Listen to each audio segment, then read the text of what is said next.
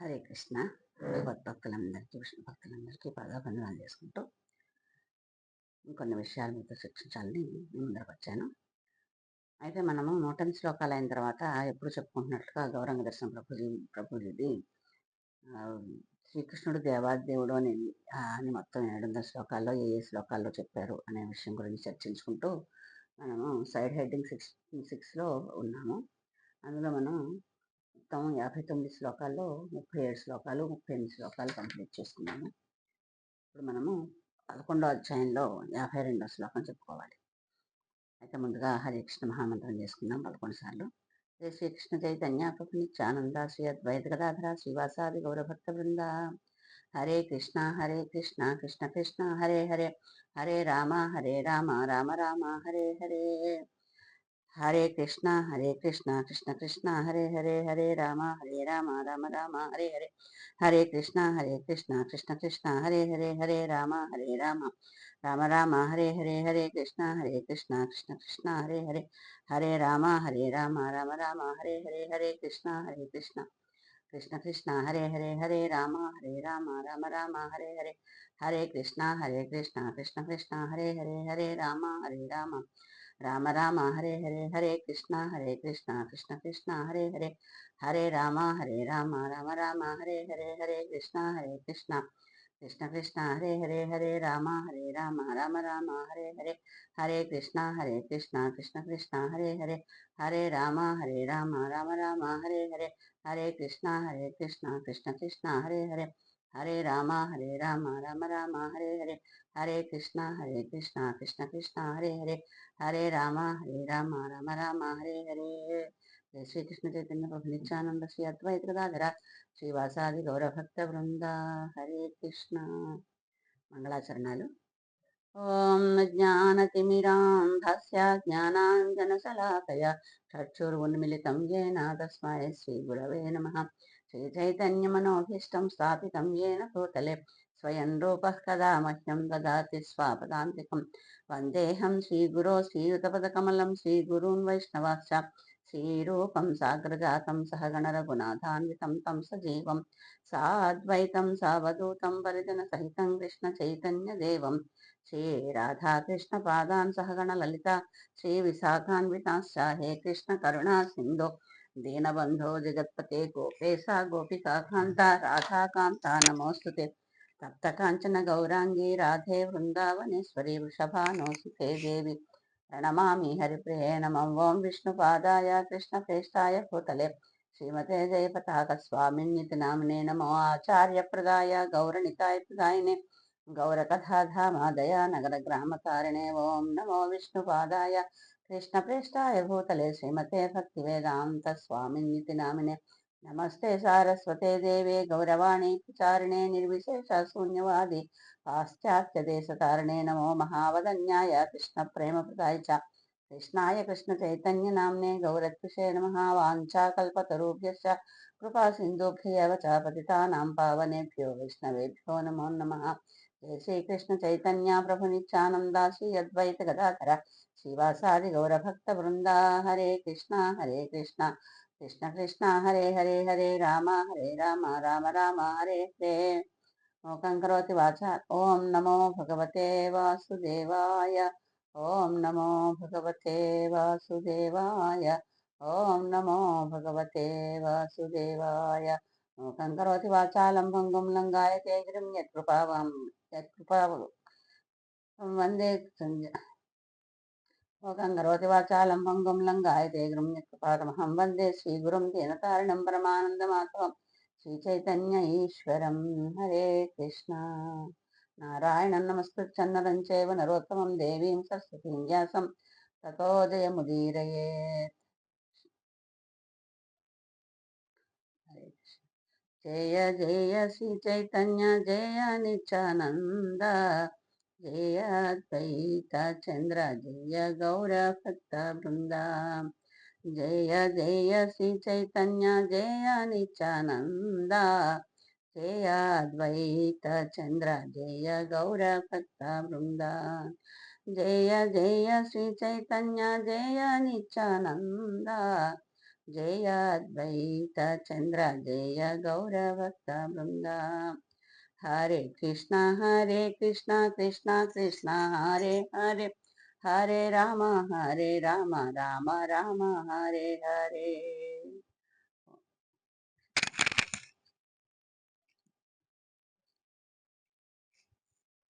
హరే కృష్ణ. ముందుగా శిక్షా గురువులందరికీ కృతజ్ఞతలు తెలియజేసుకుంటూ శ్రీ ఋషికేశ్ దాస్ ప్రభుజీ, గోవర్ధన్ దాస్ ప్రభుజీ, గంగా బాల ప్రభుజీ, రేవతి మాతాజీ, రసరాణి మాతాజీ, ప్రణవానంద ప్రభుజీ, గౌరాంగ దర్శన ప్రభుజీ, అందరికీ మనస్ఫూర్తిగా పాదావందనం చేసుకుంటూ, వాళ్ళు చెప్పిందో విన్నదాని విషయంలో నాకు ఏదైనా అర్థమైతే అది మీకు చెప్పడానికి ప్రయత్నిస్తున్నాను. ఇది ఎప్పుడు చెప్పుకున్నట్లుగా ఇది కృష్ణ కృపామూర్తి శ్రీల భక్తి శ్రీ ప్రభుపాదుల వారికి అంకితం చేసుకుంటాను.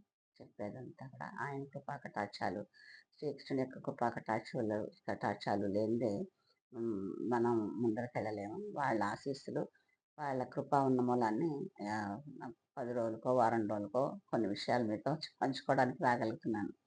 ప్రతిసారి తొందరగా వస్తానంటాను, లేట్ వస్తుంది. ఈసారి మధ్యలో వారం రోజులు కాశీ వెళ్ళాల్సి వచ్చింది. కాశీ గయా తిరిగి వచ్చాము. అందుకని కొంచెం ఆరోగ్యరీత్యా లేట్ అయిపోయింది. ప్రతిసారి అనుకుంటాను ఎక్కువ గ్యాప్ రాకుండా రావాలని, కానీ కృష్ణ కృప ఎప్పుడు ఉంటే అప్పుడే మేము ముందుకు రాగలుగుతాం కదా. నా ప్రయత్నం ఒకటి ఉంటే సరిపోదు. ఆయన కూడా కృప ఇచ్చి ఈరోజు నువ్వు ఈ 4 మాటలు వాళ్ళకి చెప్పు అన్నప్పుడే నేను మీ ముందరకు వచ్చి 2 విషయాలు చెప్పగలుగుతాను.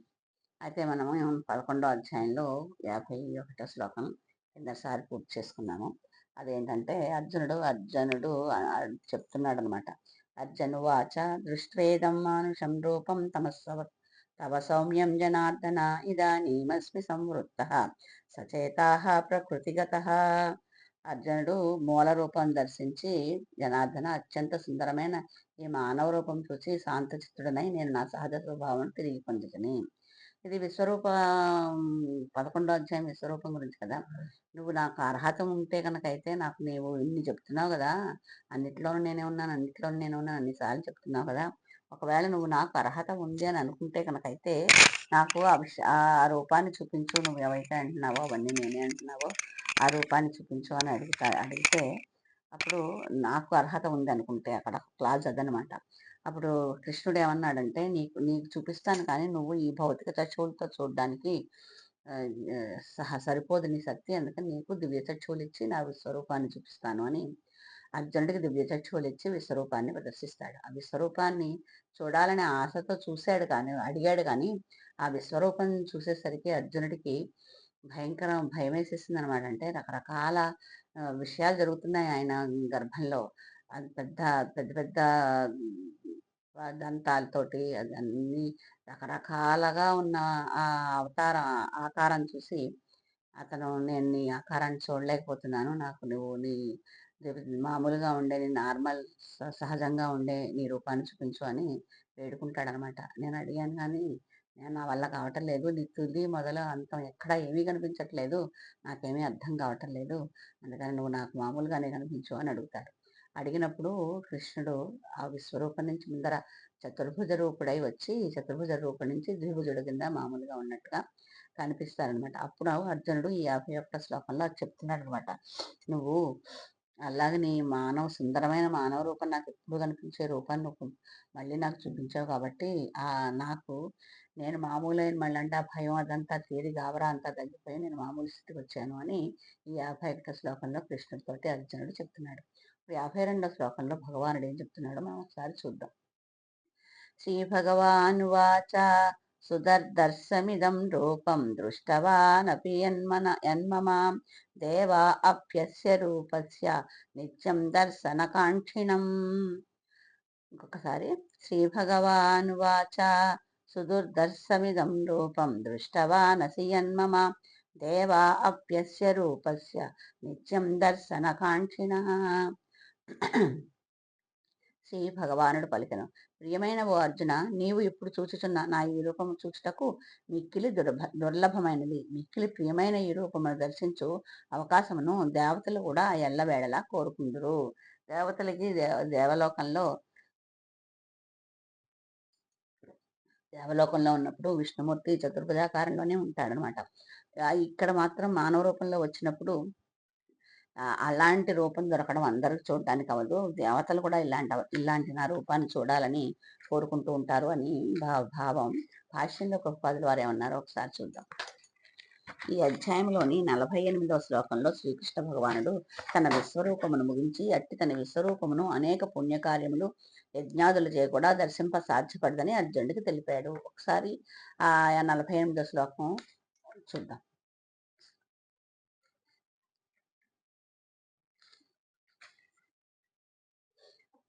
నవేదయజ్ఞాధ్యయనైర్న దానైర్న చక్రియాభిర్న తపోభిరుగ్రహై ఏవం రూపः సత్యాహం నృలోకే ద్రష్టుం త్వదన్యేన కురుప్రవీరా.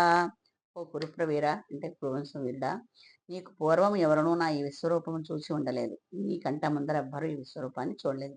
ఎందుకనగా వేదాధ్యయనము చేయగాని, యజ్ఞాచరణము చేయగాని, దానములు చేయగాని, పుణ్యకర్మలు చేయగాని, తీవ్రములైన తపస్సులు చేయగాని ఈ భౌతిక జగత్తున నేను ఈ రూపములో చూడబడను. ఈ భౌతిక ప్రపంచంలో ఎలాంటి ప్రయత్నం చేసినా కూడా ఈ రూపాన్ని చూడడానికి అవకాశం లేదు. మరి అర్జునుడికి ఎందుకు చూపించారు అంటే, అర్జునుడు యుద్ధం మానేస్తానన్నప్పుడు తన కర్తవ్య బోధ గురించి భగవద్గీత మొదలుపెట్టారు కదా. భగవద్గీత మొదలుపెట్టినప్పుడు ఆయన నువ్వు చేస్తున్నది ఏది లేదు, నువ్వు చంపినా చంపకపోయినా ఆల్రెడీ వాళ్ళు నా వల్ల చనిపోయారు అని అందులో పడిపోవడం చూపిస్తారు కదా విశ్వరూపంలో. అలా చూపించే ముందర అతన్ని కర్తవ్యోన్ముఖుడిని చెయ్యాలి అంటే అతను అంతవరకు చెప్పిన వాటిల్లో అతనుకున్న సందేహాలను తీర్చితేనే కానీ అతను ఆ భగవంతుడు చెప్పిన దానికి పూర్తిగా కన్విన్స్ అయ్యి తన కర్తవ్యాంతాన్ని నిర్వర్తించే పరిస్థితి ఉండదు. కాబట్టి అతను ఇన్ని చెప్తున్నావు నాకు అంటే, అతను అర్జునుడికి తెలియదని కాదు. అర్జునుడి కూడా నరనారాయణుడు అంటారు, వాళ్ళిద్దరూ ట్విన్స్ లాగా అంటారు. అటువంటిప్పుడు అతనికి తెలియదని కాదు, కానీ అతని మూలాన్ని మనకు చెప్పడం కోసం, అర్జునుడు వేసే ప్రశ్నలన్నీ అతనికొక్కడికే సమాధానం కోసం కాకుండా ఈ భౌతిక జగత్తులో ప్రజలు జనాలందరూ కూడా ఈ భక్తి లేకుండా ఎక్కడే అహింసా కార్యాలు ఎక్కువ చేసేసి గోలోకానికి వెళ్ళే ప్రయత్నంలో అసలు ఒక అడుగు కూడా వేయకుండా ఉన్నారు అనే దాంట్లో అతనికి భగవంతునికి తెలుసు. నేను ఇప్పుడు చెప్తున్నా కూడా అది ఎన్నో కాలం కలియుగంలో కూడా దీని ప్రాశస్త్యం ఉంటుంది అని భగవంతుడైన దేవాదేవుడు అని భగవంతుడికి తెలుసు కదా. అందుకే అలాగా మనకి కలియుగంలో కూడా ఇది ఉపయోగిస్తుంది. కాబట్టి అర్జునుడి యొక్క సందేహాలు తీర్చినప్పుడే ఆ విధంగా మన భౌతిక ప్రపంచంలో ఈ భగవద్గీత చదివే వాళ్ళందరికీ కూడా చదివే అదృష్టం కలిగిన వాళ్ళందరికీ కూడా ఆ సందేహాలన్నీ తీరాలి. కాబట్టి అర్జునుడి ద్వారా ఆ ప్రశ్నలు అడిగించి ఆ సందేహాలను అర్జునుడికి తీర్చినట్టు మన లోపల సందేహాలు కలగక ముందే మన సందేహాలు తీర్చేసేలాగా ఈ భగవద్గీత రూపొందించబడింది. అందుకని అందుకని ఇంత తపస్సు చేసినా దొరకదు, కానీ నువ్వు అడిగావు కాబట్టి నేను నీకు దివ్య చక్షులు ఇచ్చి నీకు చూపించాను అని భగవంతుడు అర్జునుడికి చెప్తున్నారనమాట. ఇప్పుడు ఇక్కడ అందుకని అలా సాధ్యపడదని అర్జునుడికి 48వ శ్లోకంలో తెలిపారు కదా. ఇక ఇక్కడ సుదుర్దర్శం అని పదం ఒకటి ఉంది 52వ శ్లోకంలో. శ్రీకృష్ణుని దివ్య రూపం మరింత రహస్యమైనదని సూచించను. తపస్సు, వేదాధ్యయనము, తాత్విక చింతన లేక కల్పనలనే వివిధ కార్యములతో స్వల్పముగా భక్తియుక్త సేవను కూడా మిళితము చేయుట ద్వారా ఎవరైనాను శ్రీకృష్ణ విశ్వరూపమును దర్శించగలుగుదురు. ఇక్కడ ద్విభుజ రూపం అంటే మామూలుగా కృష్ణుడు ఎలా ఉన్నాడో అలా ఉండే రూపం ఇంకా రహస్యమైందని ఈ పద్యం ద్వారా తెలుస్తోంది. దుర్దర్శం అక్కడ చూడడం కష్టమని. అయితే ఈ విశ్వరూపం కానీ ఇదివరకే వివరించబడినట్లు భక్తి లేకుండా మాత్రం సాధ్యపడదు. తాత్విక చింతన లేక కల్పన వల్లనే వివిధ కార్యములో స్వల్పముగా భక్తియుక్త సేవను కూడా మిళితం చేయటం ద్వారా ఎవరైనా శ్రీకృష్ణుని విశ్వరూపం దర్శించగలుగుదురు. ఆ విశ్వరూపం దర్శించడం కష్టమే, కానీ కొంచెం ప్రయత్నం చేస్తే మనకి కనిపిస్తుంది. కానీ ఈ రెండు చేతులతో ద్విభుజ రూపం మాత్రం అంటే అది భక్తి ఉన్నప్పుడు ఆ ప్రయత్నం చేసినప్పుడు ఎంతో కొంత కలుగుతుంది. కానీ మనకి ముందర 48 శ్లోకంలో చెప్పింది ఏంటంటే భక్తి గురించి చెప్పలేదు. అక్కడ భక్తి కాకుండా తాత్వికంగా కానీ ఇంకేదైనా కానీ చేస్తే, తపస్సు చేస్తే కూడా ఇది సుదుర్లభం అన్నారు. కానీ ఇక్కడ ఏం చెప్తున్నారంటే భక్తియుత సేవ కొంచెం మిళితం చేసి భక్తి చేస్తే కనుకైతే, కొంచెం తీవ్రంగా ప్రయత్నిస్తే కనుకైతే విశ్వరూపం దర్శించగలుగుతారు. కానీ ఈ ద్విజ రూపం మాత్రం అది చూడడం చాలా కష్టం అని చెప్తున్నారనమాట. భక్తి లేకుండా మాత్రం ఆ విశ్వరూపం చూడడం చేయి చూడడం జరగదు కానీ అట్టి విశ్వరూప సందర్శనకు అతీతమైన శ్రీకృష్ణుని ద్విభుజ రూపం దర్శించుట బ్రహ్మ శివుడు వంటి దేవతలకు కూడా మిక్కిలి దుర్లభము. ఎందుకంటే వైకుంఠ లోకంలో ఉండేటప్పుడు చతుర్భుజంలోనే చతుర్భుజుడుగానే ఉంటారనమాట. కేవలం భౌతిక లోకంలోకి వచ్చినప్పుడే భౌతిక మానవులు ఎలా ఉంటారో అలా ఉండాలి కాబట్టి మాత్రమే ద్విభుజ రూపంతో భూలోకానికి వస్తారు. అందుకనే ఈ దేవతలందరూ కూడా భూలోకంలో జన్మిస్తే బాగుండు అనుకుంటూ ఉంటారట. ఎందుకంటే ఈ భక్తి చేయడానికి అవకాశం ఉన్నది భూలోకంలోనే, మత్స్యలోకంలోనే. అందుకని వాళ్ళు కూడా అనుకుంటూ ఉంటారట. మనం ఇక్కడ దేవతాలోకంలో ఉంటే మనం ఏమి చేయలేకపోతున్నాం. ఎందుకంటే మనకి మానవ రూపంలో ఉన్నప్పుడు మనకి భక్తి చేయడానికి అవకాశం ఉంటుంది. పుణ్యాన్ని సంపార్జించుకోవడానికి అవకాశం ఉంటుంది. అదే మనం ఈ పుణ్యం వల్ల స్వర్గలోకమో, ఇంద్రలోకమో అలా ఏదైనా ఓ లోకానికి వెళ్ళామనుకోండి, మనం ఇప్పుడు ఇక్కడ చేసి జమ చేసుకున్న బ్యాంక్ ఖాతాలో అన్నీ ఒక్కొక్కటి అక్కడ చేసే పనుల వల్ల కరిగిపోతాయి. కానీ అక్కడ మళ్ళీ మనం సంపాదించి అందులో వేసుకోవడానికి అవకాశం ఉండదు. అందుకని ఈ బ్రహ్మ, విష్ణు, శివుడు లాంటి వాళ్ళు కూడా ఈ విష్ణుని యొక్క ద్వివిధ రూపం చూస్తే బావుండు అని వాళ్ళు కూడా కోరుకుంటూ ఉంటారట. కానీ వాళ్ళు ఎంత కోరుకున్నా కూడా భగవంతులైనప్పటికీ కూడా ఒక విధమైన ఉన్నత స్థాయిలో ఉన్నప్పటికీ కూడా ఆ ద్విజ రూపాన్ని చూడడం వాళ్ళకే దుర్లభం. కానీ ఈ గోలోకం వదులుకుని మనం ఆ భగవంతుడి నుంచి మనం ఏదో ఆశపడి, ఏదో పొందాలి, ఏదో చెయ్యాలి అనే ఆశతో ఆయన్ని వదిలించేసుకుని, ఈ ప్రపంచానికి మత్స్యలోకానికి వచ్చేసిన మనని మళ్ళీ తీసుకెళ్ళడానికి మాత్రమే ఆయన మన దగ్గరికి ద్విజ రూపంలో వచ్చి మనందరినీ మళ్ళీ ఆయన లోకానికి తీసుకెళ్ళడానికి అవసరమైన కార్యక్రమాన్ని మనకి తెలియచేసి మన మళ్ళీ వెనక్కి ఆయన దగ్గరికి తీసుకెళ్లాలనే ప్రయత్నంలో మాత్రమే ద్విజ రూపం కనిపిస్తుంది. అందుకనే వాళ్ళు బ్రహ్మ, విష్ణువు కూడా మనకు ఆ ద్విజ రూపం కనిపిస్తే బావుండు అని అనుకుంటున్నారు. బ్రహ్మ, శివుడు మొదలైన దేవతలు ఉంటాయి. అంటే డమ్మీ గాడ్స్ అంటాను చూడండి. అన్ని రకాలైన దేవతలు కూడా ఈయన 2 భుజాలతో మామూలు మనిషిలా ఉండేటప్పుడు ఉండే సౌందర్యాన్ని ఆస్వాదించాలని అనుకుంటారట. నిత్యము వారతన్ని దర్శింపదలుచుదురు. అలాగే బ్రహ్మ, శివుడు వాళ్ళకి ఈ ద్విజ రూపం చూడడం చాలా దుర్లభం. వాళ్ళు రోజు అతన్ని అలా దర్శించాలనుకుంటారు. శ్రీకృష్ణుడు తన తల్లి అయిన దేవకీ గర్భములో ఉన్నప్పుడును స్వర్గము నుండి దేవతలందరూ అట్టి అద్భుతము చూడవచ్చునని భగవానుడు దృష్టికి గోచరింపకుండాను అతనికి అనేక రకములుగా ప్రార్థనలు సమర్పించరని అతడిని దర్శించుటకు వేచి ఉందిరని మనకి శ్రీమద్ భాగవతంలో నిదర్శనం లభించును. శ్రీకృష్ణ భగవంతుడు దేవకీదేవి యొక్క గర్భంలో జన్మిస్తున్నాడు. ఎందో గర్భంలో జన్మించి కంస సంహారం కోసం వస్తున్నాడు అని తెలిసినప్పుడు గర్భంలో ఉండి వీళ్ళకి కనిపించకపోయినా కూడా దేవతలందరూ వచ్చి అక్కడ రోజు అతనికి ప్రార్థనలు చేసేవారట. అతను ఎప్పుడు బయటకు వస్తాడా చూద్దామా అని వాళ్ళందరూ దేవతలందరూ దేవకీదేవి దగ్గర చూ ఎదురు చూసేవారట. అంటే కడుపులో ఉన్న భగవంతుడు వీళ్ళకి కనిపించేవాడు కాదు. కానీ ఆయనే అక్కడ ఉన్నాడనే విషయం వాళ్ళకి దేవతలు కాబట్టి తెలుసు కాబట్టి, ఎందుకంటే ఆ దేవకి గర్భాన 8దో గర్భాన అది మనం పుట్టినప్పుడే కంస సంహారం అవుతుంది అని, ఆ కంసను సంహరించడానికి అదే దారి అని కానీ తెలుసు కాబట్టి ఆవిడ 8దో గర్భంలో భగవంతుడే ఉన్నాడని వాళ్ళందరికీ తెలుసు. ఈ శిష్ట రక్షణ, దుష్ట శిక్షణ చేయడానికి వస్తున్నాడు. ఆయన ఎప్పుడొస్తాడా అని దేవకి గర్భంలో ఉన్నప్పుడు వాళ్ళందరూ వచ్చి అక్కడ ఎదురు చూసేవాళ్ళట. వాళ్ళు ఆ రూపం కనిపించకపోయినా కూడా అతనికి అనేక రకాల ప్రార్థనలు చేసి అతను దర్శించక వేచి ఉండేవారని మనకి భగవద్గీతలో భాగవతంలో తెలుస్తుంది చెప్పారు అని ఇక్కడ ప్రభుపాదుల వారు అంటున్నారనమాట. కానీ అజ్ఞాని శ్రీకృష్ణుడు సాధారణ మానవుడేనని భావిస్తూ అతడిని నిరసిస్తూ దేవాదేవునికి కాకుండా ఆ అంతరములోని ఏదో నిరాకార తత్వాన్ని మాత్రమే గౌరవింపదలుచుదరు. కానీ ఇవన్నీ మూర్ఖత్వపు లక్షణములు. నిజమునకు శ్రీకృష్ణుని ద్విజ రూపమును ద్విభుజ రూపమును దర్శించటకే నిత్యము బ్రహ్మ, శివుడు వంటి దేవతలు కాంక్షింతురు. మనకి భక్తి ఉన్నప్పుడు అంటే చూడండి, గోపాలరందులు కూడా ఉన్నారు అందులో.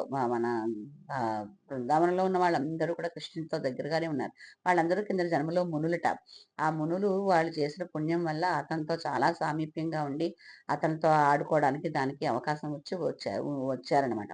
అంటే మామూలుగా తెలిసిపోయినా కూడా వాళ్ళు ఎంతసేపు మావాడే మావాడే మావాడే అని తనతో సమానంగా చూసుకుంటూ ఉంటారు కదా. అదే శిశుపాలుడు ఉన్నాడు అనుకోండి, అందరూ ఎంతోమంది చెప్తూనే ఉంటారు. దుర్యోధనుడు ఉన్నాడు. దుర్యోధనుడికి కూడా కృష్ణుడు విశ్వరూపం చూపించినప్పుడు కూడా సంధి కోసం వెళ్ళినప్పుడు కూడా విశ్వరూపం చూపించినప్పుడు కూడా అదంతా ఏదో మాయ చేస్తున్నాడు అని అనుకున్నారు తప్ప తనతో పాటు ఉన్నతను భగవంతుడే అని కొంతమంది గ్రహించలేకపోయారు కదా. వాళ్ళు ఎంతసేపు ఈ నిరాకార బ్రహ్మాన్ని లేకపోతే వేరే ఏదో అని ఎదురుగుండా ఉన్న మనిషిని గుర్తించకుండా, ఎదురుగుండా ఉన్న దేవతని గుర్తించకుండా వాళ్ళు ఏవేవో పనులు చేస్తూ ఉంటారు. ఇవన్నీ మూర్ఖత్వంతో చేసినవే తప్ప, అతను అంత అదృష్టాన్ని వాళ్ళు చేజార్చుకున్నారు అని ఇక్కడ ప్రభుపాదుల వారు మనతోటి అంటున్నారు. భగవద్గీత 9వ అధ్యాయం 11లో ఏం చెప్పారంటే, అవజానంతి మా మూఢ మానుషీం తనుమాశ్రితం, తనను అపహాస్యము చేయి మూర్ఖులకు శ్రీకృష్ణుడు దర్శనీయుడు కాడు. అతను శ్రీకృష్ణుని యొక్క అవతారాన్ని అవమానించడం కానీ, లేకపోతే ఆయన చేసే పనులన్నీ ఏవో మనకి మ్యాజిక్‌లు చేస్తారంటారు కదా! అలా చేస్తున్నారని భావించే వాళ్ళకి కృష్ణుడు కనిపించడు. అంటే కృష్ణుడు పక్కనే ఉన్నా కూడా ఇతను దేవుడు, ఇతను దేవాదేవుడు అనే భావాన్ని వాళ్ళకి రానీయకుండా చేస్తాడనమాట మాయాదేవి సహాయంతో. అంటే బ్రహ్మ సంహితలో నిర్ధారించబడినట్లు మరియు భగవద్గీతలో శ్రీకృష్ణుడిచే స్వయంగా చెప్పబడినట్లు, శ్రీకృష్ణుని దేహము పూర్తిగా దివ్యము మరియు సచ్చిదానందమయము. ఇవన్నీ మనకి బ్రహ్మ సంహితలో కూడా చెప్పారు. ఈ భగవద్గీతలో కూడా కృష్ణుడు చెప్పాడు. ఏమనంటే, తన దేహం, శ్రీకృష్ణుని యొక్క దేహం పూర్తిగా దివ్యమైనది, పైగా సచ్చిదానందం, ఎప్పుడూ ఆనందంతో నిండి ఉంటుంది అని. అతని దేహం ఎన్నడను భౌతిక దేహం వంటిది కాదు. అతను మామూలుగా మన దేహం ఎలా ఉంటుందో అలాంటి దేహం కాదు. కానీ భౌతిక దృష్టితో భగవద్గీతను లేక ఇతర అట్టి వైదిక గ్రంథములను పఠిస్తూ శ్రీకృష్ణుని గురించి అధ్యయనము చేయదలుచుకున్న వారందరికీ అతడు ఎల్లప్పుడూ అర్థముగాని చిక్కు ప్రశ్నగానే మిగిలిపోవును. ఈ గ్రంథాలన్నీ చూసి చదివి అతనేంటి మనం అర్థం చేసుకుందామంటే మాత్రం ఆయన అర్థం కాడు. ఆయన అర్థం కావాలంటే ఆయన కృపే మనకు ఉండాలి. మన ప్రయత్నం ఒకటి మనకి సరిపోదు. ఈ విధమైన భౌతిక విధానమును అవలంబించే వారికి శ్రీకృష్ణుడు గొప్ప చారిత్రక పురుషుడు, గొప్ప తత్వవేత్తగా మాత్రమే అనిపిస్తుంది. మన ఇలాగ మనం భౌతిక విధానం అంటే భౌతిక ప్రపంచంలో వాళ్ళ ఉన్న విషయాలతో అనుసంధానం చేసుకుని కృష్ణుడు ఎవరు అని తెలుసుకోవడానికి ప్రయత్నిస్తే అతను ఒక అంటే ఒక చరిత్రలో ఉన్న ఒక మన అశోకుడు గురించి లేకపోతే వేరే రాజుల గురించి చెప్పుకుని చరిత్ర చదువుకున్నామంటాం కదా, హిస్టరీ. అలాగా కృష్ణుడు కూడా ఒక హిస్టరీలో ఒక పర్సన్, ఒక మనిషిగానే అనిపిస్తుంది. ఒక తత్వవేత్తగానే అనిపిస్తుంది కానీ, శ్రీకృష్ణుడు ఒక మహానుభావుడు, దేవాదేవుడు, అన్నిటికీ ఆయనే మూలము, ఆయన షడ్విభూతులు కలిగిన వాడు అనే విషయం ఈ భౌతిక ప్రపంచం విధానాన్ని అవలంబించి తెలుసుకుందాం అనుకునే వాళ్ళకి అర్థం కాదనమాట. శ్రీకృష్ణుడు అత్యంత శక్తిమంతుడేనను, అతడు సామాన్య మానవుడేనని, అతనికి భౌతిక దేహము గ్రహింపవలసి వచ్చినని వారు భావించరు.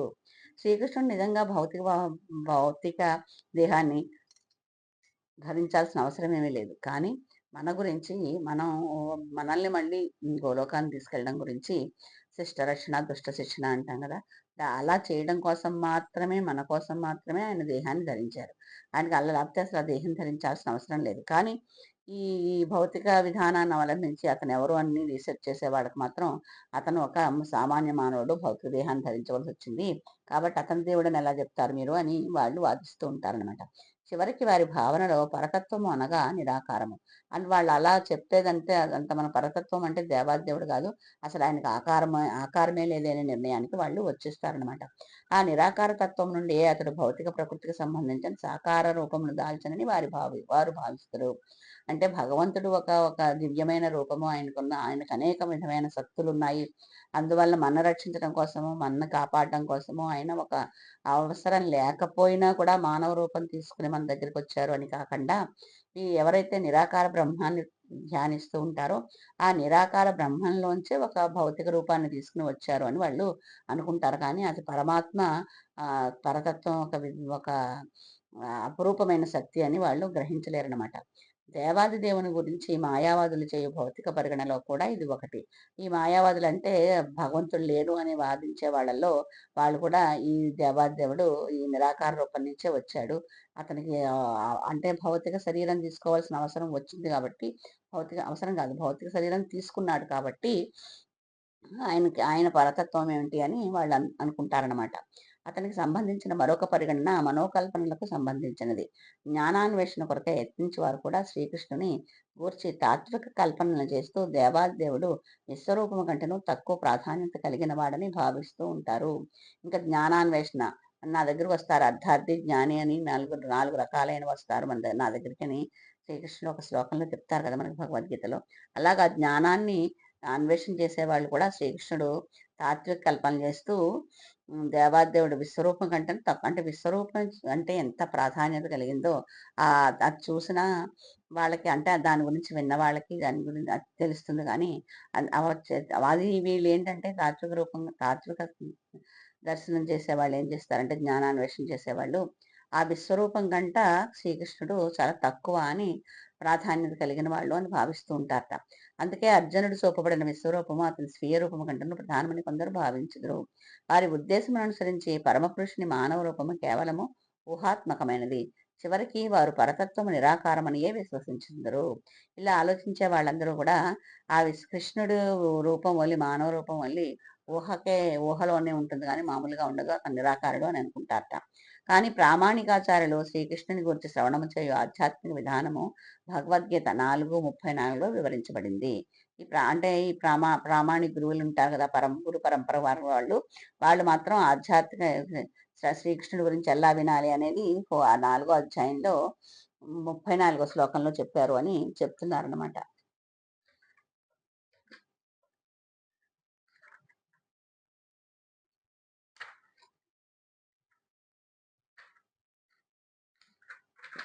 ఆ 4వ అధ్యాయంలో 34లో ఏమంటున్నారో ఒకసారి చూద్దాం.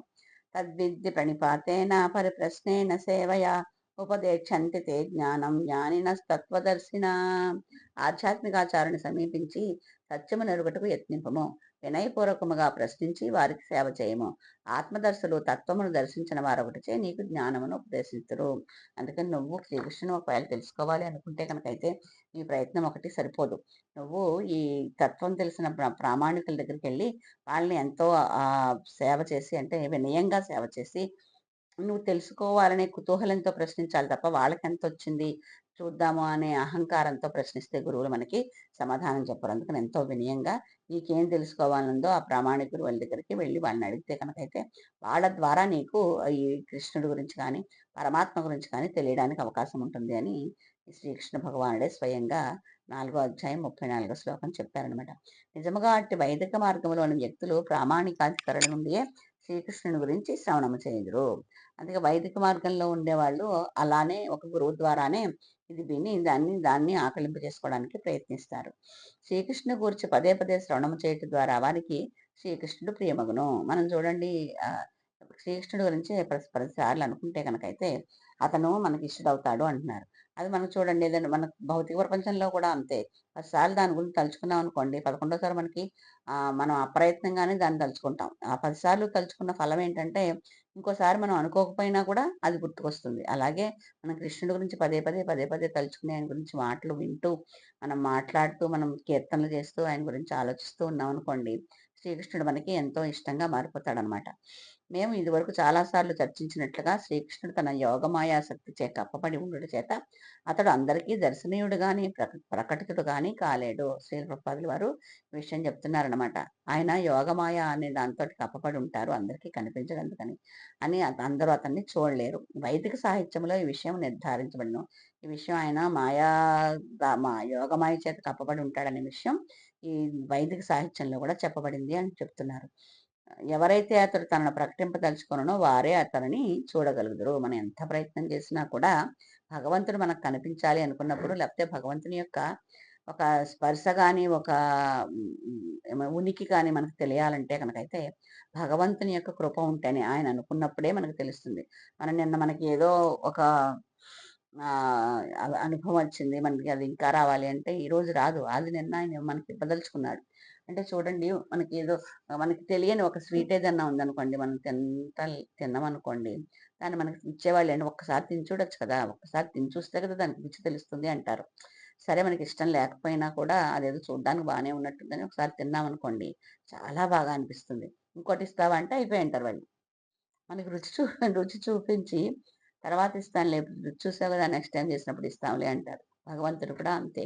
మనకి ఆ భగవంతుని ఉనికిలోని ఆనందాన్ని, అతను మనకి ఉన్నాడనే భావన మనకు కలిగేలా చేస్తే, మనం పొందే ఆనందం అద్వితీయంగా ఉంటుంది. ఆ ఆనందాన్ని మనకి రుచి చూపించి, అతను మళ్ళీ తర్వాత కనిపించలేదనుకోండి, మనం తపన పడతాం గదా! ఈ రుచి ఎంత బావుందో, ఆయన ఉనికి మనకు తెలిసినప్పుడు, మనం పొందే భావం అనిర్వచనీయమైనది. అనుభవైక వేద్యము మనకసలు చెప్పే మాటలు లేనంత ఆనందంగా ఉంది అని అనిపించినప్పుడు, మళ్ళీ మళ్ళీ ఆ అనుభవం కావాలనిపిస్తుంది గదా! మనకు కావాలని ఫస్ట్ మనకి ఆ అనుభవాన్ని ఇచ్చింది గూడా ఆయనే. ఇది రుచి చూపిస్తే అంటే మనం భౌతిక ప్రపంచంలో పడి కొట్టుకుపోతున్నాం అనుకోండి. శ్లేషం పడ్డ ఈగలాగా భగవంతుడికి బాధేస్తుంది. వీళ్ళు ఎప్పటికి తేరుకుంటారు ఇందులోంచి. ఎప్పటికి నా గోలోకానికొస్తారు. నేను ఎంత ప్రయత్నించినా కూడా వీళ్ళు ఇలాగే ఉంటున్నారు. వీళ్ళకి భక్తి ఇస్తుంటే కూడా తీసుకోవటం లేదు. వీళ్ళకి ఎల్లాగా, ఎల్లాగా అని ఆలోచించి మనకి ఏదో ఒక నిమిషంలో, ఏదో ఒక స్పాట్‌లో ఆయన ఉనికిని మనకు తెలిసేలా చేస్తారు. ఆయన ఆయన దయాధరం అంటే దయ వల్లనే, ఆయన కృప వల్లనే మనకి ఆ భావం తెలుస్తుందనమాట. అప్పుడు పొందిన మన ఆనందాన్ని వదులుకోబుద్ధి అవ్వకండా మనం దాన్ని పట్టుకుని, ఇది మళ్ళీ ఎప్పుడొస్తుందో, మళ్ళీ ఎప్పుడొస్తుందో, ఏం చేస్తే అది వచ్చిందో, మనం ఆ రోజు ఏం చేసామో, ఎంత భక్తిగా మనం ధ్యానం చేసామో, ఎంత భక్తిగా చాంటింగ్ చేసామో, మనం చేసిన దాని వల్లే జపం చేసాము. అలా ఆ రోజు గుర్తు చేసుకుంటూ ఉంటాం అనమాట. మనం ఏది చేస్తే మనకి భగవంతుని ఉనికి మనకు తెలిసింది. అలాగ అంత సిన్సియర్‌గానే మళ్ళీ చేద్దామనే భావం మనలో పేరుకుపోతుంది. అలా అలా మనలో ఆ భావాన్ని పెంపొందించడానికే మనకి ఒకసారి ఆయన ఉనికిని మనకి రుచి చూపిస్తారనమాట. మనకి పదే మనం ఆహ్, ఏంటి మనం ఎంత శ్రద్ధగా చేసినా కూడా ఆయన కృప ఉండాలనమాట. మన ప్రయత్నం మనం చెయ్యాలి. కానీ ఆయన కృప కూడా మన మీద రావాలి. మన కృప కృ మనం ఆయ మన కృప ఆయన కృప మన మీద రావాలి అంటే మనం ఎంతో సిన్సియర్‌గా భగవంతుడిని భక్తిలో చేయడానికి మన ప్రయత్నం మనం చెయ్యాలనమాట. అందుకనే ఎవరైతే నేను ప్రకటమయ్యి వాళ్ళు చూడాలి అనుకుంటారో వాళ్ళకే కనిపిస్తాడు. వైదిక సాహిత్యంలో ఈ విషయం నిర్ధారించబడింది. శరణాగతి చేసుకున్న వ్యక్తికే పరతత్వం నిజముగా అవగాహనకు వచ్చును. కృష్ణ చైతన్యవంతుడైన శుద్ధ భక్తుడు ఎల్లప్పుడూ శ్రీకృష్ణ భగవానునికి భక్తియుక్త సేవలను అందించడం ద్వారా దివ్య దృష్టిని పొందును. ఇది మనకి సర్వస్వ శరణాగతి అని నన్నే శరణు కోరు. మిగతా విషయాల మీదంతా నువ్వు దృష్టి పెట్టకు. నన్ను శరణు కోరినప్పుడే నువ్వు నేను నీకు ఈ భౌతిక ప్రపంచం నుండి విముక్తి లభిస్తుంది అని భగవంతుడు చెప్తాడు కదా! అలాగా అంత మనం కోరినప్పుడే శరణాగతి చేసుకున్న వ్యక్తికే పరతత్వం నిజంగా అవగాహన వస్తుంది. పరతత్వం అంటే ఏంటి అనేది వాళ్ళకే అర్థమవుతుంది అని చెప్తున్నారు ఇక్కడ ప్రభుపాదుల వారు. శుద్ధ భక్తుడు ఎప్పుడు కృష్ణుడికి ఎలా భక్తి చేయాలా? ఏ సేవ చేస్తే కృష్ణుడు ఆనందిస్తాడా అని ఆలోచిస్తూ అతను ఒక విధమైన దివ్య దృష్టిని కనగలిగిన దృష్టిని పొందుతారట. అంటే మేము 10 ఏళ్ల నుంచి చేస్తున్నాం, 6 ఏళ్ల నుంచి చేస్తున్నాం, 12 ఏళ్ల నుంచి చేస్తున్నాం, మాకెందుకు రాలేదు అంటే, ఆ చేసేది మనం ఇక్కడ చెప్తున్న శుద్ధ భక్తి. శుద్ధ భక్తి ద్వారానే వస్తుంది అని శుద్ధ భక్తుడు ఎల్లప్పుడూ శ్రీకృష్ణుడి భగవాన్‌కి భక్తి మనం చేస్తున్న సేవలు 24 గంటలు ఆయన్నే దృష్టిలో పెట్టుకొని, 24 గంటలకు ఆయనే సేవ చేయాలని చేసే వాళ్ళం చాలా తక్కువ. నేనైతే. చాలా తక్కువ మంది ఉంటాం కాబట్టి మనకు ఆ దృష్టి అంత తొందరగా రాదు.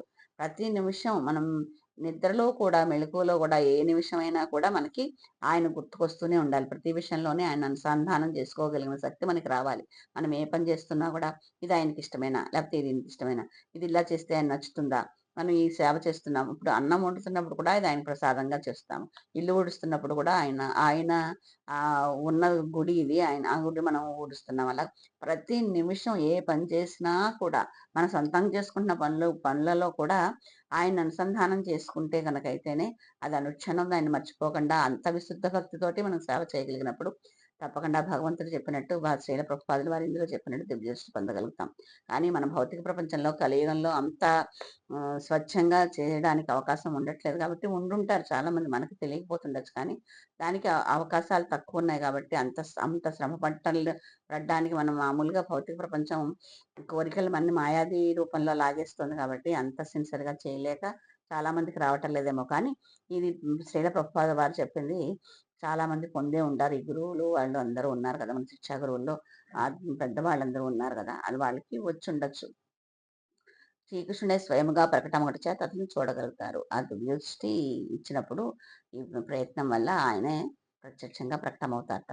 అటువంటి ప్రకటము దేవతలకు కూడా సాధ్యపడదు. దేవతలు అదే కోరుకుంటూ ఉంటారు గదా! మనకిక్కడ మనం చేసిన సేవల వల్ల, మన భక్తి వల్ల మనకు కనిపిస్తారు కానీ, దేవతలకి ద్విభుజ రూపం కనిపించడం చాలా దుర్లభం అని చెప్తున్నారనమాట. కనుకనే ఉత్తములైన దేవతలు నిత్యము శ్రీకృష్ణుని ద్విభుజ రూపంలో దర్శించుటనే ఆకాంక్షింతరు. సారాంశం ఏమనగా ఎవరికైనాను శ్రీకృష్ణుని విశ్వరూపమును దర్శించటం మిక్కిలి దుర్లభమైనను అసాధ్యమైనను అతని స్వీయ స్వీయ శ్యామ సుందర స్వరూపము అవగాహన చేసుకున్నట్టు అంతకంటే దుర్లభము. అందుకని మొత్తం మీద మనకు తెలిసింది ఏంటంటే విశ్వరూపం చూడడం కష్టమే కానీ అంతకంటా కష్టం ఆయన ద్విజ రూపం మనకి చూడడం అనేది ఇంకా కష్టము అని ఈ శ్లోకంలో మనకి శ్రీల ప్రభుపాదుల వారు వివరంగా చెప్పారనమాట. హరే కృష్ణ.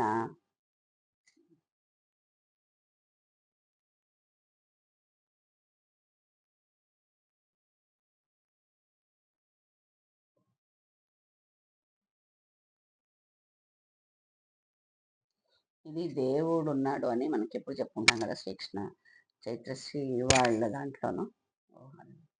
దాంట్లో చిన్న విషయం చెప్పి ఈ ఈ ఎపిసోడ్ ముగిస్తాను. ఒక ఊర్లో ఒక భక్తుడు ఉన్నవాట. అతను పూలు పళ్ళు దీపం ధూపం నైవేద్యం ఏదైనా స్తోత్రాలు చదివితే చాలు దేవుడు ప్రసన్నుడై వరాలు ఇస్తాడని అనుకునేవాట. అలా చేస్తే చాలు వచ్చేస్తాడు దేవుడు అనుకునేవాట. అలా అతనికి ఏమీ జరగట్లేదట. అంతన చాలా మనసులో అసంతృప్తిగా ఉండేదట. సినిమాల్లో చూపిస్తూ ఉంటారు కదండి భక్తులు అలాగా పూజ చేయగానే ఆయన ప్రత్యక్షం అయిపోయాడని. అలా మనకు కూడా అయిపోతాడని అతను అనుకునేవాట. అయితే ఒకసారి ఒక గొప్ప జ్ఞాని అయిన ఒక సాధువు ఆయన ఉండే ఊరికి వచ్చాట.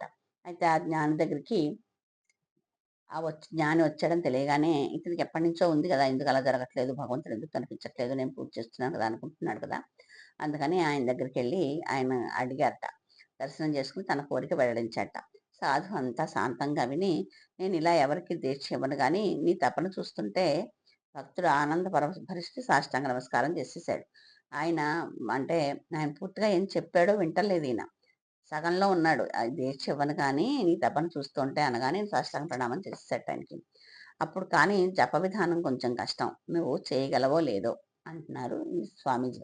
ఎంత కష్టమైనా నేను చేసేస్తాను మంత్రం ఫలిస్తే చాలంటున్నాడు భక్తుడు ఆనందంగా.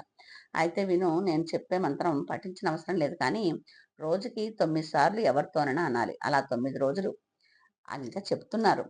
అంటే ఆ పంచాక్షరి మంత్రం ఏమిటంటే దేవుడున్నాడు. భక్తుడు అయోమయంగా చూశాడట. సాధువు చెప్పిన ఒక్క ముక్క కూడా అర్థం కాలేదు.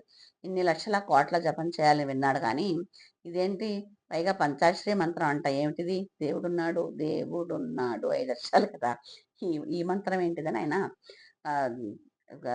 కన్ఫ్యూజన్లో ఉన్నాడనమాట. దేవుడు ఉన్నాడనే కదా రోజు పూజలు చేస్తున్నది, మళ్ళీ ప్రత్యేకంగా చెప్పేది ఏమిటి, అది ఇంకొకరితో తన్ను పిచ్చివాడి కింద జమ కట్టారేమో అని అనిపించిందట.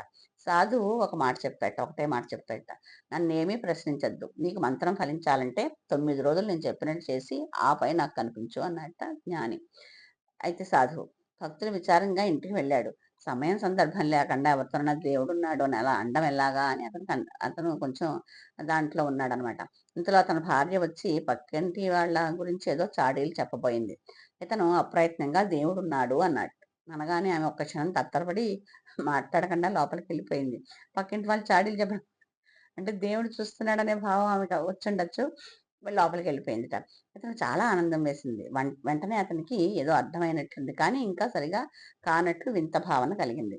ఆపై ఇంక ఏ మంచి కనిపించినా దేవుడున్నాడు, మిమ్మల్ని చల్లగా చూస్తాడు అనే అర్థంతో, ఏదైనా చెడు కనిపిస్తే దేవుడున్నాడు అన్నీ గమనిస్తున్నాడనే అర్థంతో, అన్యాయం జరుగుతోందని ఎవరైనా అంటే దేవుడున్నాడు శిక్షిస్తాడనే అర్థంతో, పూజలు అనే విషయం వస్తే దేవుడున్నాడు అని భక్తి విశ్వాసాలు వ్యక్తపరుస్తూ అనేవాడు. 9 రోజులు గడిచాయి. అంతా నెమరు వేసుకుంటూ సాధువు దగ్గరికి వెళ్ళాడు. సాధువు అన్నాడు, నువ్వు ఎప్పుడు ఎవరితో రోజుకి ఎన్నిసార్లు అన్నావన్న వివరాలు నాకొద్దు. నువ్వు అలా అంటూ గ్రహించిందేమిటో చెప్పు అన్నాడు. భక్తుడు తెల్లబోయాట. అయినా వెంటనే తేరుకుని అన్నాడు, నాకు తెలిసింది ఏంటంటే దైవం సర్వాంతర్యామి, అంతటా ఉన్నాడు, సర్వజ్ఞుడు, అతనికి తెలియనిది మనం దాచగలిగేది ఏమీ లేదు. నిష్పక్షపాతంగా న్యాయ నిర్ణేతగా వ్యవహరిస్తాడు. దయాసాగరుడు, ఆనంద స్వరూపుడు. ఇలా చెప్పుకుంటూ వెళ్ళిపోతున్నట్టు అతను. అతన్ని మధ్యలో ఆపి సాధువు అన్నాడు, ఇప్పుడు చెప్పు, నువ్వు దైవం నుంచి ఏం ఆశిస్తున్నావు? భక్తుడు తన్మయత్వంతో కళ్ళు మూసుకుని, ఎటువంటి పరిస్థితిలోనూ నా మనసులో నుండి దేవుడున్నాడు అనే భావం చెదరకుండా స్థిరంగా ఉండేలా చూస్తే చాలు అని చెప్పారట. అందుకని మనకి మనం దేవుడు ఉన్నాడు అనుకుంటూ ఉంటాం కానీ దేవుడు ఎక్కడున్నాడో కనిపించట్లేదు అనుకుంటూ ఉంటాం మళ్ళీ మనం. దేవుడు మనకి ఒక రూపంలో కనిపించడు. మనకు ఆపద వచ్చినప్పుడు ఆపద తీర్చే ఒక వ్యక్తిగా వస్తాడు. మనకు ఆనందం వేసినప్పుడు ఆనందం మనకు ఆనందం ఇచ్చిన వ్యక్తే మనకు ఆ దేవుడు. మనకు దుఃఖం వచ్చినప్పుడు దుఃఖాన్ని పోగొట్టడానికి సాయం చేయడం, సాయం రూపంలో వచ్చే మనిషే దేవుడు.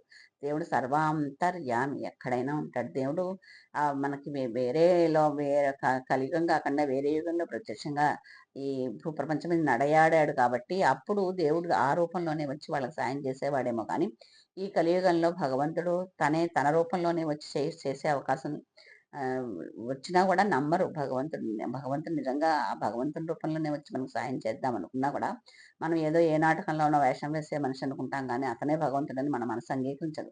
అందుకని మనకు చేయాల్సిన సహాయం ఏదో రూపంలో చేస్తాడు తప్ప, అదే రూపంలో వచ్చి భగవంతుని రూపంలోనే వచ్చి మనకు సాయం చేయాలని లేదు. మన కష్టాన్ని నుంచి గట్టెక్కిస్తాడు. అందుకని దేవుడు సర్వాంతర్యామి. ఇప్పుడు మన చుట్టూ నేను మాట్లాడుతున్నప్పుడు కూడా నా చుట్టూ ఉండి భగవంతుడు వింటున్నాడు. గాలిలో ఉన్నది ఆయనే.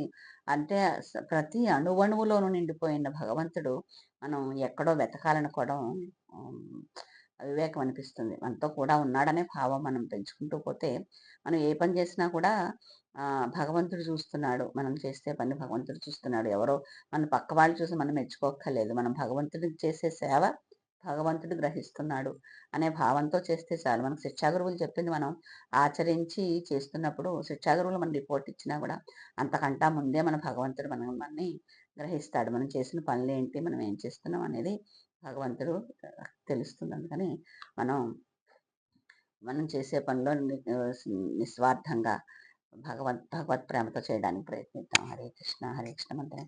ఇది నేను ఇంతవరకు చెప్పిన దాంట్లో ఏదైనా ఒక్క విషయమైనా మంచి విషయం ఉంటే అది శిక్షా గురువుల కృప.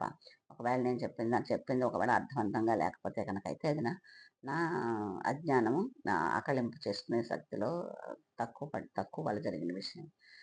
ఇప్పుడు చెప్పిన దాంట్లో ఎవరినైనా ఒకవేళ నా మాటలతో బాధ పెట్టినట్టయితే అది నేను ప్రయత్నపూర్వకంగా చేసింది కాదు. పొరపాటుని ఫ్లోలో వచ్చిందని భావించి క్షమించండి. ఇప్పుడు 11 సార్లు హరే కృష్ణ మహామంత్రం చేసుకుందాం. ఏ శ్రీకృష్ణ చైతన్య ప్రభు నిత్యానంద శ్రీ అద్వైత గదాధర శ్రీవాసాది గౌర భక్తవృంద హరే కృష్ణ కృష్ణ కృష్ణ హరే హరే హరే రామ రామ రామ హరే హరే హరే కృష్ణ కృష్ణ కృష్ణ హరే హరే హరే రామ రామ రామ హరే హరే హరే కృష్ణ కృష్ణ కృష్ణ హరే హరే హరే రామ రామ రామ హరే హరే కృష్ణ కృష్ణ కృష్ణ హరే హరే రామ రామ హరే హరే హరే కృష్ణ కృష్ణ కృష్ణ హరే హరే హరే రామ రామ హరే హరే హరే కృష్ణ కృష్ణ కృష్ణ హరే హరే హరే రామ హరే హరే హరే కృష్ణ కృష్ణ హరే హరే హరే రామ హరే హరే హరే కృష్ణ హరే హరే హరే రామ హరే హరే కృష్ణ హరే హరే హరే రామ హరే హరే హరే కృష్ణ హరే హరే హరే రామ హరే హరే హరే కృష్ణ హరే హరే రామ హరే హరే.